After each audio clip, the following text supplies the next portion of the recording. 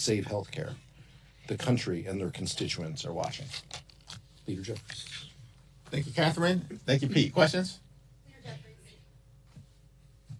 Pete. Yeah. Thank you, first of all, for coming on Fox News. We really appreciate it. We hope it's the first of many more interviews to come. Second, just on the question that I asked you outside, this video, I don't know if you've seen so far, but there's this video circulating that shows a group of Democratic lawmakers go to the Speaker's office, mess with the signs in his foyer, and then one of the lawmakers can be seen yelling at one of the Capitol Police officers. I'm just wondering if you agree with that kind of fight. I know that Democrats are trying to fight, but also how would it feel if Republicans did that at your office? I haven't seen the video, so I'm unfamiliar with the characterization that you are presenting. Congresswoman Nanette Barragan has issued a statement on the incident, and I think her statement speaks for itself. But what do you think about it? Same answer. Have you spoken to the Congresswoman about the incident or U.S. Capitol Police? Briefly. Thanks. Do you think any action should be taken on that if you speak with Capitol Police? Congresswoman Barragan has issued a statement as it relates to the matter. I look forward to a subsequent conversation with her as well as the Capitol Police. I have nothing to say about the situation that I haven't seen unfold on video at this moment. I have it on video if you'd like to see, because I think other reporters are going to Thanks a ask. lot. Thank you, Leader Jeffrey. Given the recent court-issued restraining order against Representative Cory Mills, I just wanted to get your message, get any message from House Democratic leadership about kind of what does it say that your Republican colleagues have kind of remained silent or kind of dismissed the allegations that have come out against one of their members? Just what are your general thoughts about the situation? I want to yield to Katherine Clark on this issue, but this is Domestic Violence Awareness Month. Domestic violence is a serious issue in this country for women all throughout America. And the notion that House Republican leaders would dismiss the seriousness of what is clearly emerging as an untenable and frightening situation relative to Representative Mills is irresponsible. And the Congress should be better than that level of dismissiveness that has been on display amongst my Republican colleagues. Thank you. The allegations against Representative Mills are disturbing, but as the leader said, it is the response from Speaker Johnson that is not the first time of dismissing allegations, a restraining order that's been put in place as somehow not a serious question. And it is the same way he has approached this entire healthcare issue. And it is a crisis that will be felt by every single hardworking American in this country, but it is going to be felt first and hardest by women in this country. And his refusal to come and even negotiate, his saying that healthcare is some sort of, ancillary issue to what we're dealing with here, his allowing government to shut down in order to say it's my way or the highway. And what we are watching happening to women is really, it is chilling to watch. If you take the fact that since the Republicans have enforced abortion bans, we have 1/3 of all the counties in this country, there's no safe place to have a baby. There is no obstetric care in 1/3 of all our counties. And in some states like Georgia, that's more like 50% of their counties. We are saying to women that all the gains that they were able to make when they can have health insurance and not worry about being a human pre-existing condition that denied care in the past to many women, that you are now able to afford and find health care.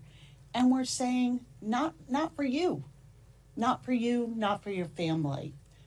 And when, about 40% of all births, and that's far higher in Mike Johnson's district, are covered by Medicaid, It's almost 65% of the births in Louisiana. And we're saying that, those cuts to Medicaid, this will just somehow trickle down from the billionaires and provide health care, reopen maternity wards across this country. We hear the dismissal. The American people hear the arrogance and the dismissal that is in all of this messaging.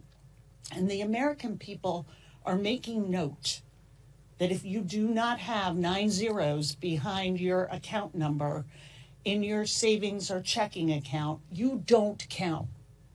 And that message to American women, and just writing off these serious allegations against a sitting member of Congress as something frivolous and a ridiculous question, speaks volumes of where they value their constituents, and especially women, in this month, as the leader pointed out, that it's Domestic Violence Awareness Month.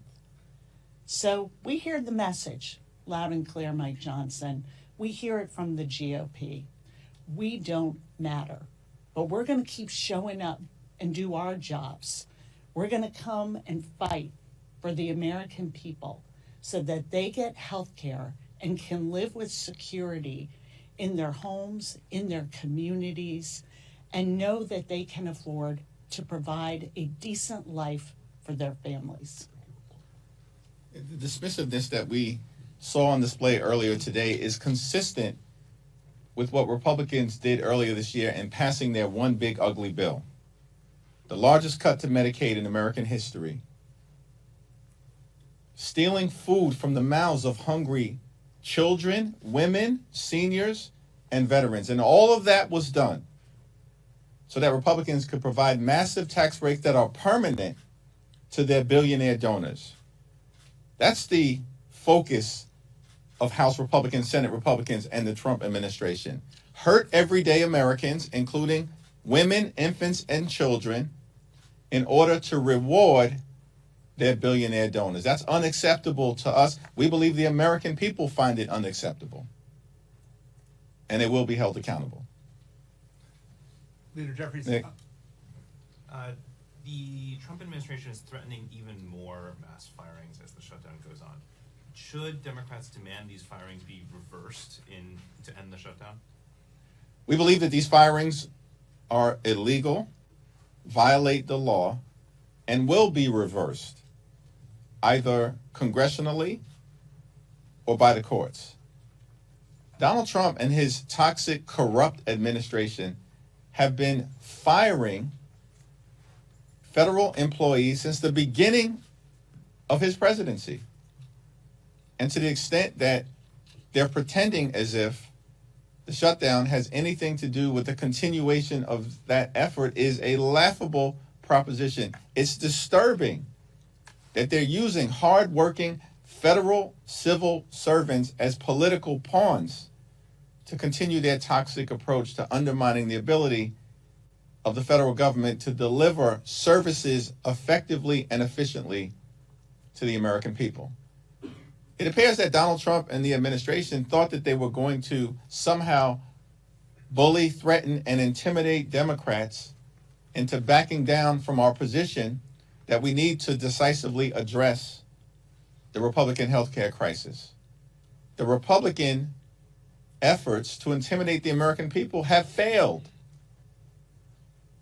And that's why we maintain the position that the only way forward is for Republicans to finally decide to sit down with Democrats, negotiate a bipartisan path forward, reopen the government, pay our hardworking federal employees, and address the healthcare crisis that Republicans have created that is actually devastating hardworking American taxpayers all across the country, including in rural America. That's an unacceptable situation that the country finds itself in right now, which is why we believe we're standing on the right side of the American people. Thank you. The Affordable Care Act is about 15 years old, and we keep seeing it come up here in Congress, in campaigns. Why Why do you think this is such a divisive issue among Democrats and Republicans after all this time? It's not a divisive issue for Democrats. It's not a divisive issue for independents. And it certainly isn't a divisive issue for the American people. The overwhelming majority of the American people, more than 70%, strongly support the Affordable Care Act and the continuation of the Affordable Care Act tax credits because they understand the importance as it relates to making sure that every single person in this country, every single hardworking American taxpayer can see a doctor when they need one, or when their children or their family needs to go see a doctor and get the health care that they need. Republicans are the ones who have been continuously obsessed. They really need an intervention as it relates to their obsession connected to the Affordable Care Act. Republicans have now tried to repeal the Affordable Care Act more than 70 times over the last 15 years. They failed every single time. And yet they continue to try to rip health care away from the American people, including their own constituents. The top 5 states that benefit from their residents getting health care as a result of the Affordable Care Act tax credits are all states won by Donald Trump. They include West Virginia, Wyoming, Alaska, Tennessee, and Mississippi. 45% of the people who are on the Affordable Care Act right now are Republicans. 35% Democrats and 20% independents. The Affordable Care Act should not be a partisan issue. It's an American issue. Healthcare is an American issue. Protecting hospitals, nursing homes, and community-based health centers, that's an American issue. Standing up for Medicare and Medicaid, as Democrats are doing, that's an American issue. And it's perplexing to us that Republicans refuse to spend a dime to protect the health care of the American people.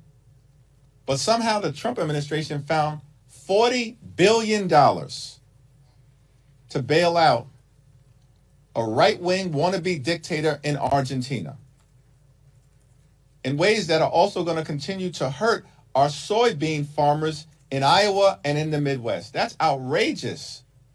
This is corruption in real time. It's having serious consequences on the American people. Pete? All right. Questions? Okay.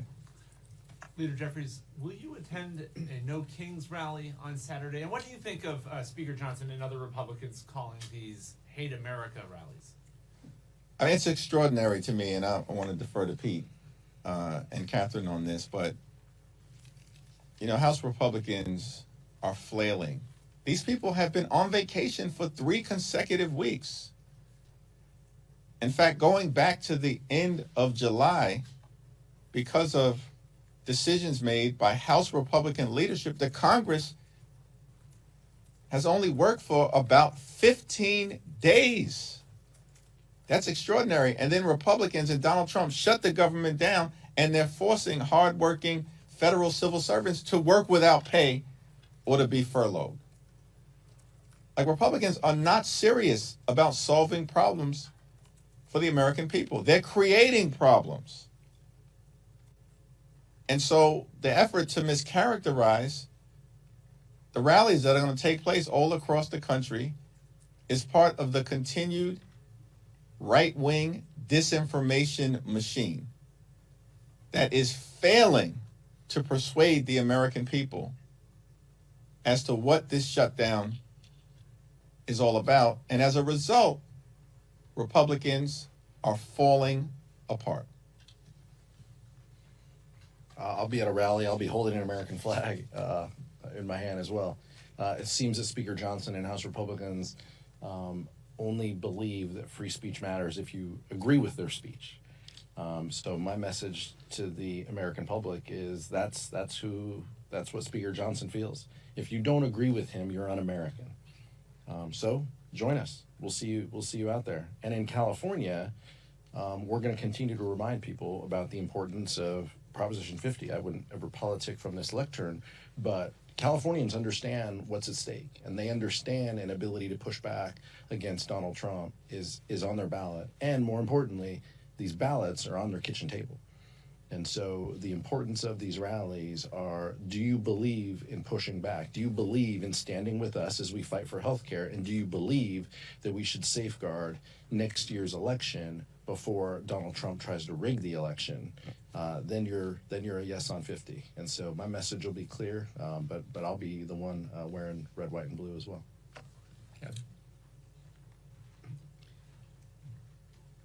Just think about where we are, where millions of Americans are coming out to say, we elect presidents, we don't have kings, and the Republicans are like, how un-American. I mean, just how they are so blatant with their disregard for how our system works, for how our Constitution is put together, for how we are supposed to be a country that operates under the rule of law.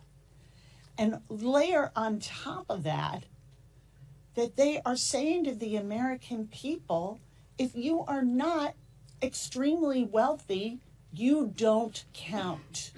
You don't count.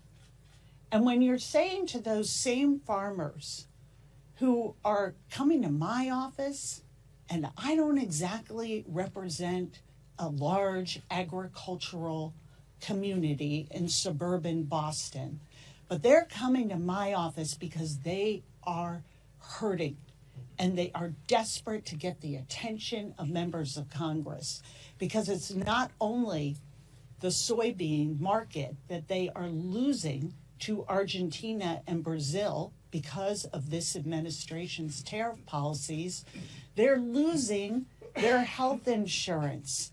Half of all family farms rely on the ACA. And this $40 billion could go a long way towards that tax credit that they've decided to take away.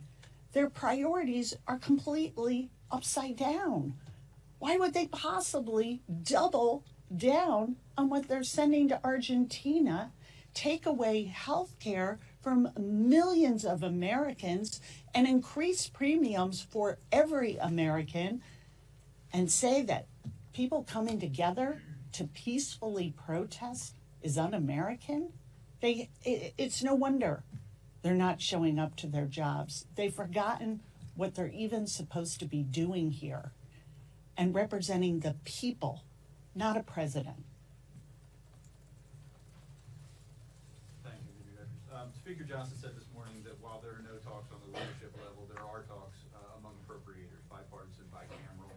Can you give us an update on those talks? And is there any scenario where, if this thing keeps dragging on for weeks and weeks and weeks, that that the Appropriations Committee could actually, there would be no need for a stopgap because you could start passing individual appropriations bills, including addressing some of the issues that you're demanding? There are informal conversations that are taking place in the Senate relative to a potential bipartisan path forward, but those conversations have not extended to the House as it relates to the appropriators. Rosa DeLauro made clear earlier today that she's had no outreach from the chairman of the Appropriations Committee, Tom Cole, and there hasn't been any indication of a Republican willingness to actually sit down and work out a bipartisan agreement that makes life better for the American people, that reopens the government, and that addresses the Republican health care crisis. That's challenging. This is day 15 of the government shutdown. And what we've gotten from Republicans is Donald Trump has spent more time on the golf course than he spent talking to Democrats about reopening the government. Mike Johnson and House Republicans have been on vacation for 3 weeks with no indication that they intend to come back, notwithstanding the fact they shut the government down, are hurting everyday Americans, and refuse to address the healthcare crisis that they've created. Yet somehow they found $40 billion to bail out Argentina in order to benefit and enhance the lifestyles of the rich and shameless, those financiers who are connected to this corrupt Argentinian deal. But they can't find a dime to extend the Affordable Care Act tax credits, whose expiration is going to impact tens of millions of Americans. They can't find a dime. They can't be bothered to even sit down and have a conversation. In real time,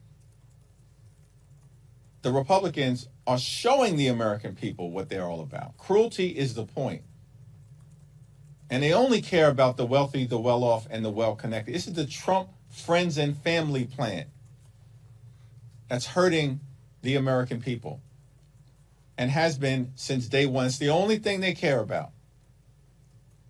They promised that costs would go down on day one. Costs haven't gone down here in America. Costs are going up. Inflation is going up. The Trump tariffs are causing thousands of dollars in additional expense for everyday Americans all across the country.